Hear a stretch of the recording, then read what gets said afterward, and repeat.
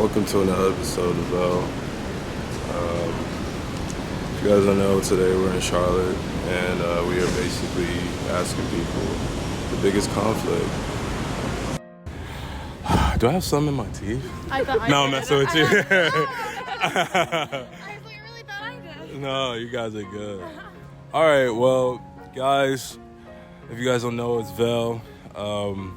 We're out here doing another video for you guys, and today I have some guests. Can you guys introduce yourself? My name is Alexa. And my name's Selene. All right, so I ran up on them earlier with like the biggest question you can ask somebody in the world. But if you guys can't tell from the title, today's video is, what is the biggest conflict in the world, and what would you do to try to change it? So who's starting me off? I can start. So I think like the first thing that came to my mind right now, obviously, is Ukraine. I think it's something that's like very urgent. But I think the fact that it came to my mind speaks to a lot of other things. I think one of the big problems is the fact that the world and a lot of the power in the world is concentrated on Western white countries, which speaks to a lot of fact that there's like very little like press and like media for things that are going on in different continents.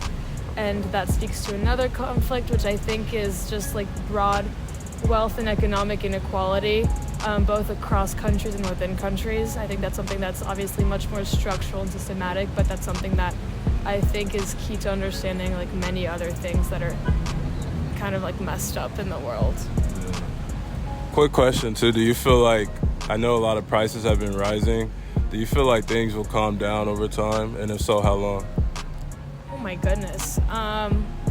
I think we have to see, to be honest, well, if we're talking about inflation with Europe and everything, I think we have to see what's going to go on with Europe first, because as you know, so they're extremely dependent on Russian oil, especially Germany, which is a big player in the EU. You have to see how that's going to play out.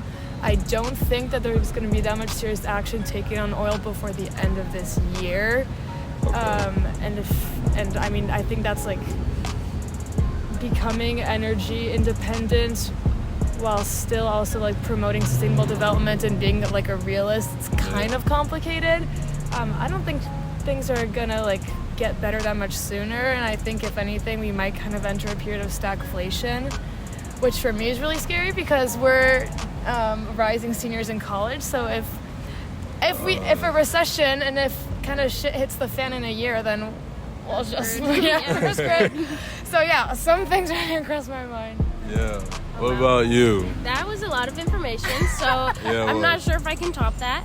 But to go off of something she said, in a class last year, I learned a lot about like social media and the news, and I think that as we become more reliant on technology, the media is becoming more skewed to personal preferences, which is making it a lot harder for us to kind of come up with our own ideas and opinions without having influence from, corrupt government or those news channels. So it's a lot easier for you to decide what you want to watch, and then that limits you from hearing other perspectives, and then that makes the world a lot more politically separated, which is making there's so much more conflict. And to go off of Ukraine, obviously the U.S. put sanctions on Russian oil, and like she said with Europe, Europe is so dependent on it, which is making it so much harder for the smaller European countries to find other countries other than Russia to rely on. And I did like a research paper recently about this, and China and India are actually they're buying cheaper oil from Russia.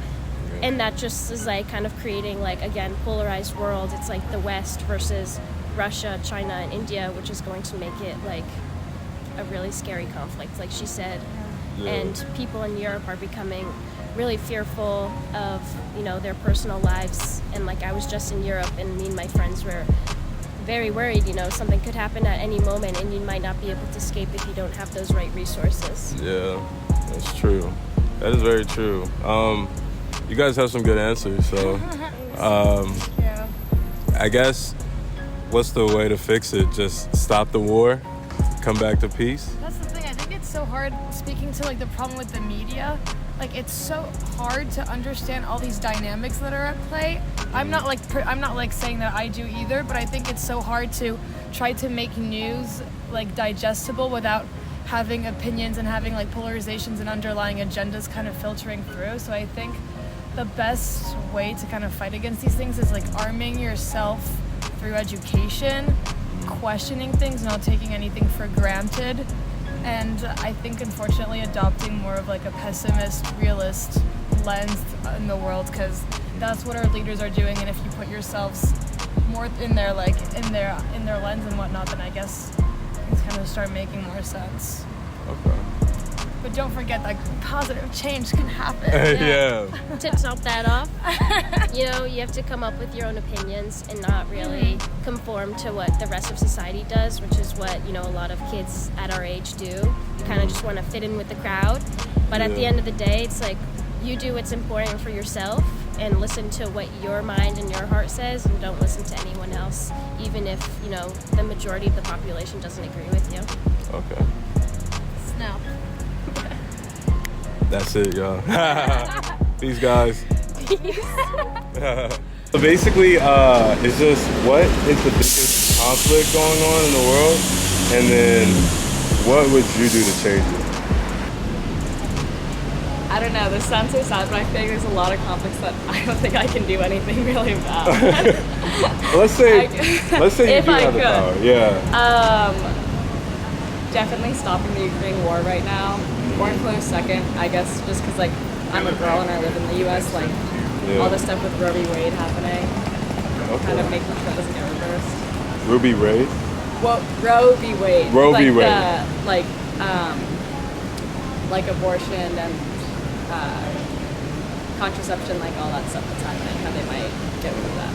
Oh wow, okay. I didn't know they were gonna do that at all. I think what's happening is like the Supreme Court might go back on their case, so like they're letting the states decide and enforce it. So some states are choosing, if it ends up like being reversed, to like ban abortions and also ban like contraceptives, which is crazy and kind of scary. Wow. I know. Wow. I guess, like, how would you go about that? Would you try to redo votes, or do you feel like it's at a point, like, there should be an amendment on something like that? Yeah, maybe just redo votes. I don't know. I don't even, like, I'm so not, like, in, like, the political sphere, like, I don't really know how to, like, actually go about changing that, but, I don't know, making an amendment or something. Okay. Well, the last person said war, so... Yeah, I know. That I say that's not, like, top number one. Yeah. Well, thank you for your advice. The war in Ukraine is pretty big right now. I mean, again... And I didn't think about laws with abortion. I'm not too big on, like, knowing what's going on as far as political stuff or anything, so... It's actually like quite interesting to me. Yo, what's up, dog? Say, hey, buddy. Hey, buddy. He's like, what is that? It's a camera, man. That's so dope. You're the star, King. Yeah. Say, hey. No. Doesn't like cameras? I don't know what it is. Maybe sometimes it's strangers to say, hey, it's okay, buddy. Come on, buddy. I've had dogs. Oh, boy. Come on, buddy. Hey, buddy. He has such a mean bark, but I don't know why. What's your name, by the way, man? Thad. Thad. Okay. Yeah. Thad. Thad. Yes, All right. sir. I'm Velle. Nice to meet you. All right. Anyway, guys, I asked him the $1 million question today. Just what are your thoughts on it? Yeah, we got a lot of problems in the world right now. We got racial equality problems. We got poverty problems. We have taxation problems. Yeah. We got all kinds of problems. I'd say equality is probably the big one. Big one. Racial equality, income equality. Men and women don't get paid the same. We got a lot of inequality problems.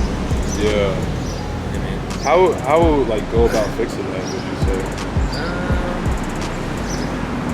Do you feel like it's something? It's a people thing, you know. You can change policies, and you can put money in a specific area, but it comes down to the people. Yeah. Okay. Cool. Well, that's pretty much it, man. Yeah. Guys, I'm gonna sign out of here. We are in Charlotte Uptown. As you guys can see, the city, the thoughts. If you guys have not seen any of my other content, go to No One Cares. Their Facebook page, Instagram page, with some of the other work I've done that people have missed out on. So I'll leave links to that below. And yeah, whatever we should ask the world, let's ask them. Appreciate you guys. We're out. Peace.